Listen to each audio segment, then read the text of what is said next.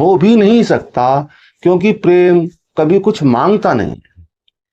प्रेम तो एक ऐसा विराट सागर है, एक एक ऐसी विराट स्थिति है जिसके पास देने के लिए तो सब कुछ है, अनंत है देने के लिए। लेकिन प्रेम कभी भिखारी नहीं है, शहंशाह है, बादशाह है। कि परमपिता परमात्मा आत्मा के स्वरूप में हमारे अंदर मौजूद है, हमारे अंदर विराजमान है।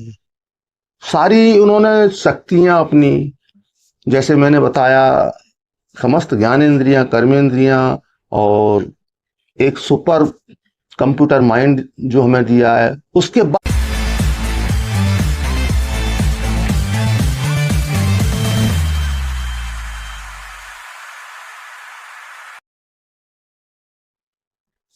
साथियों, आप सभी को बहुत बहुत प्रेम।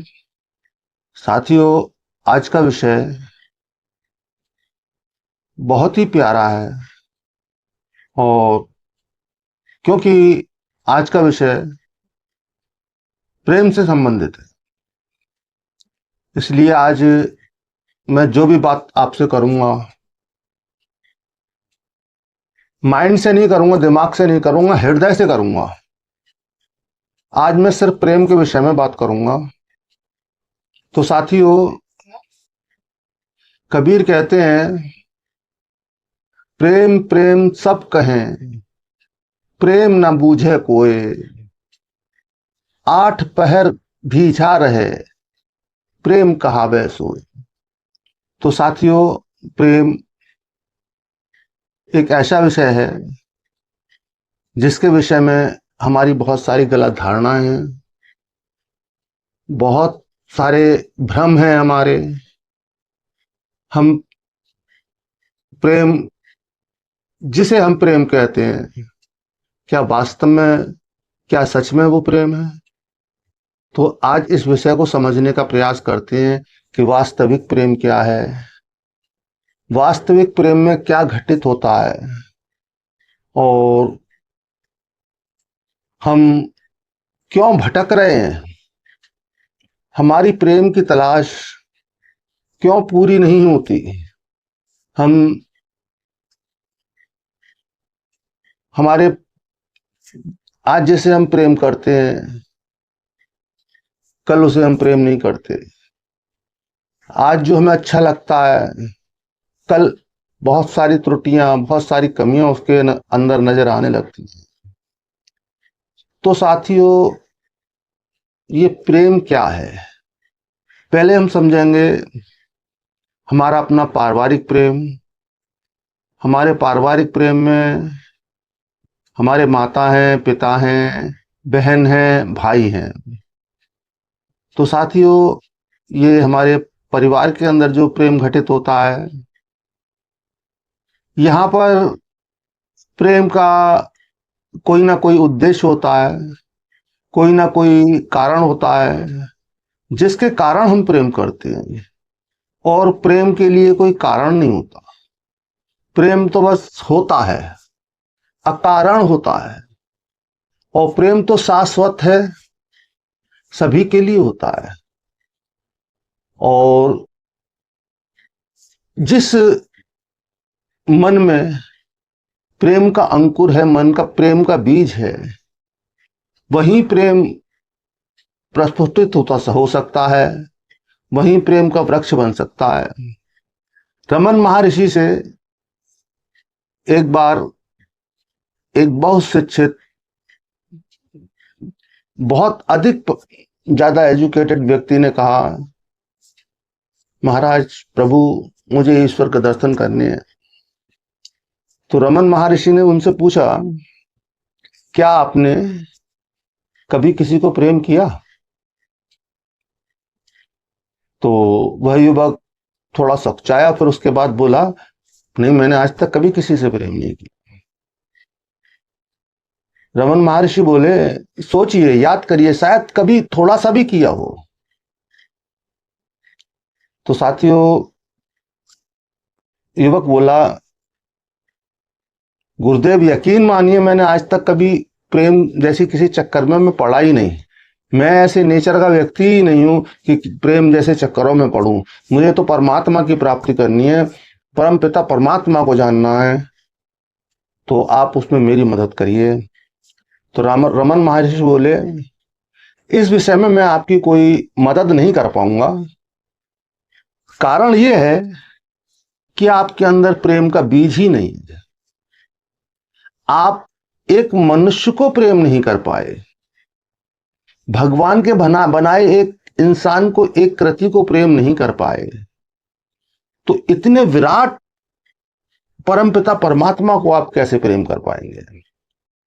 तो साथियों, यहां समझना बहुत आवश्यक है, हमें प्रेममय होना चाहिए, लेकिन यहां थोड़ा सा प्रेम का भेद हमें समझ लेना चाहिए।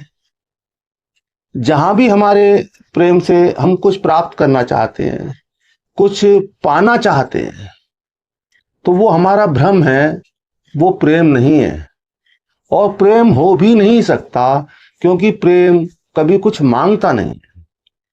प्रेम तो एक ऐसा विराट सागर है, एक एक ऐसी विराट स्थिति है जिसके पास देने के लिए तो सब कुछ है, अनंत है देने के लिए। लेकिन प्रेम कभी भिखारी नहीं है, शहंशाह है, बादशाह है। प्रेम के पास सिर्फ देने के लिए है, मांगने के लिए कुछ नहीं।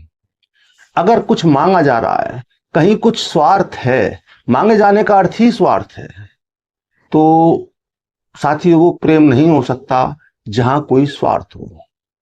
तो वास्तविक प्रेम क्या है? तो वास्तविक प्रेम को हम समझने का प्रयास करते हैं। तो साथियों, वास्तविक प्रेम जो कि निरंतर हमारे अंदर घटित हो रहा है, हमें बाहर के किसी कारणों से वो प्रेम प्राप्त नहीं हो सकता।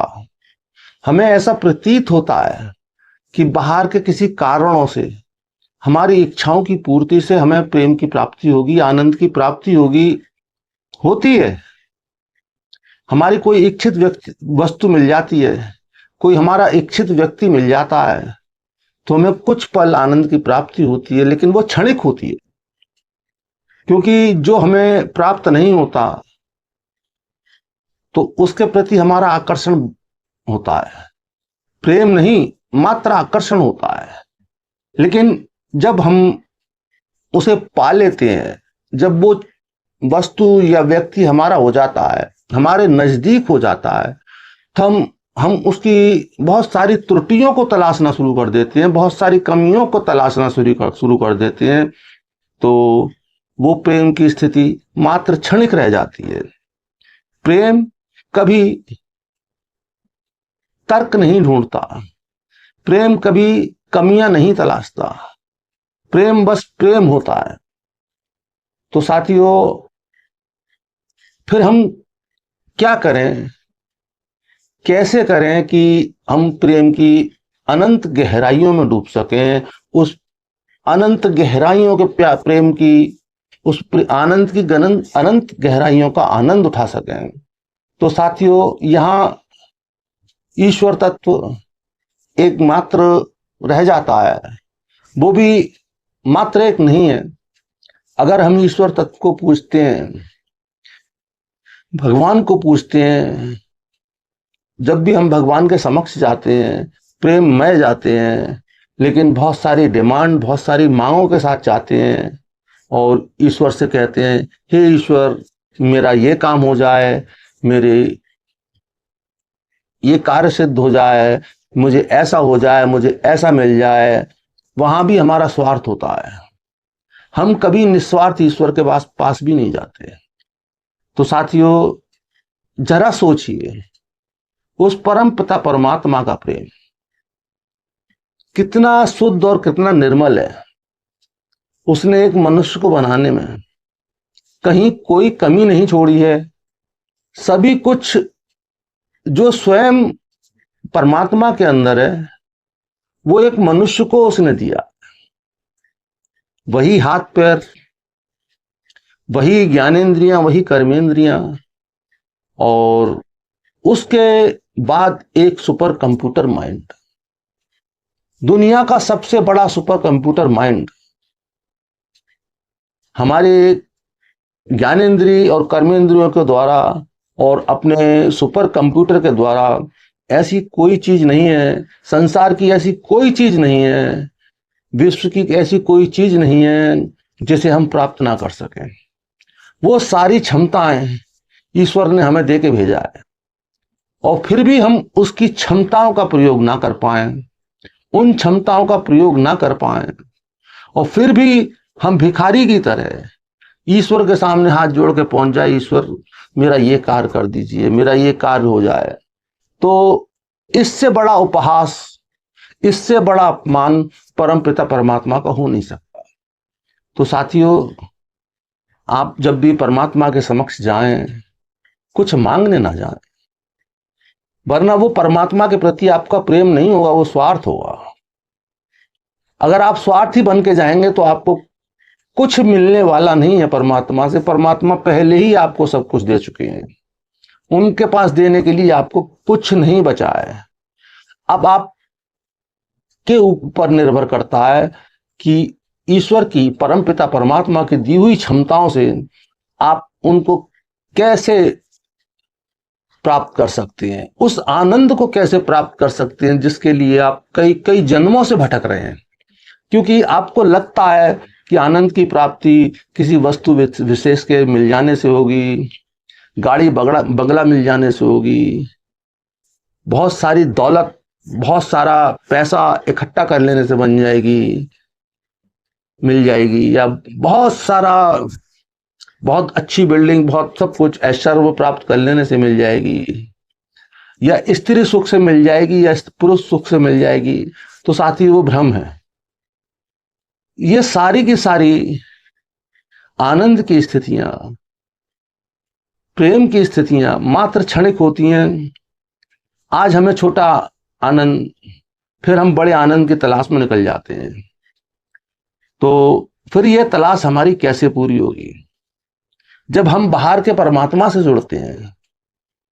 क्योंकि हम अपने अंदर परमात्मा को नहीं मान रहे हैं, इसलिए बाहर के परमात्मा से जुड़ते हैं। यहां द्वैत का भाव आ जाता है, एक परमात्मा हमारे अंदर, एक परमात्मा हमारे बाहर है।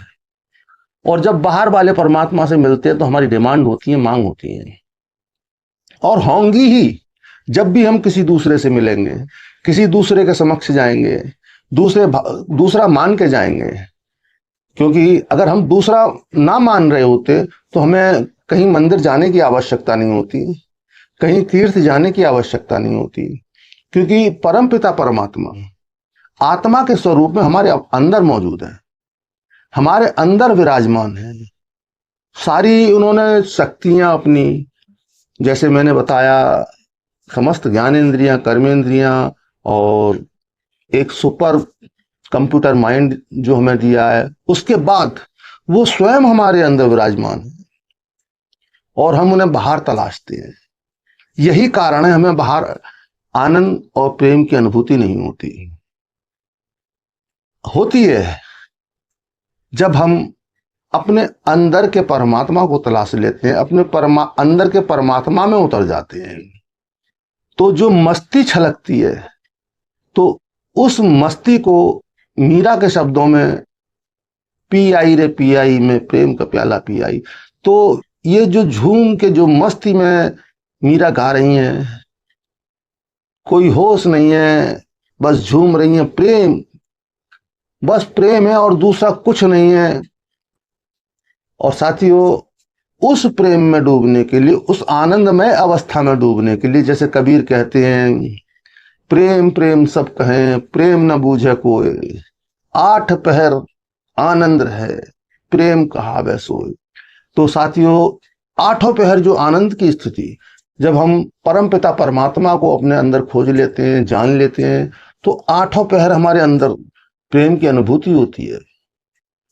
एक आनंद की अनुभूति में हम डूबे रहते हैं, और पूरा संसार हमें, पूरी दुनिया हमें प्रेममय दिखाई देती है। क्योंकि जब हम अपने अंदर के आत्म तत्व को देख पाते हैं, तो पूरी सृष्टि में परमात्मा के तत्व को देख पाते हैं। हर मनुष्य में, हर पशु पक्षी में, हर पत्थर में, जड़ में, चेतन में, सभी को हम सभी के अंदर परमपिता परमात्मा के दर्शन कर पाते हैं, तो वो आनंद की स्थिति, वो प्रेम की स्थिति अकथनीय है। उसके बारे में कुछ कहा नहीं जा सकता, उसके लिए कोई शब्द नहीं है। यहां मैं अपनी दो पंक्ति कहूंगा। पार पार घूमियो कियो समय बर्बाद, पार पार घूमियो कियो समय बर्बाद, जो डूबियो सो चाखियो प्रेम रस को स्वाद। साथियों, हम बहुत सारे विचारों में उलझे रहते हैं, दुनिया की बहुत सारी वासनाओं में उलझे रहते हैं, और तरह तरह से आनंद की प्राप्ति, प्रेम की प्राप्ति, ईश्वर की प्राप्ति के प्रयास में लगे रहते हैं, और ईश्वर हमें कहीं नहीं मिलते।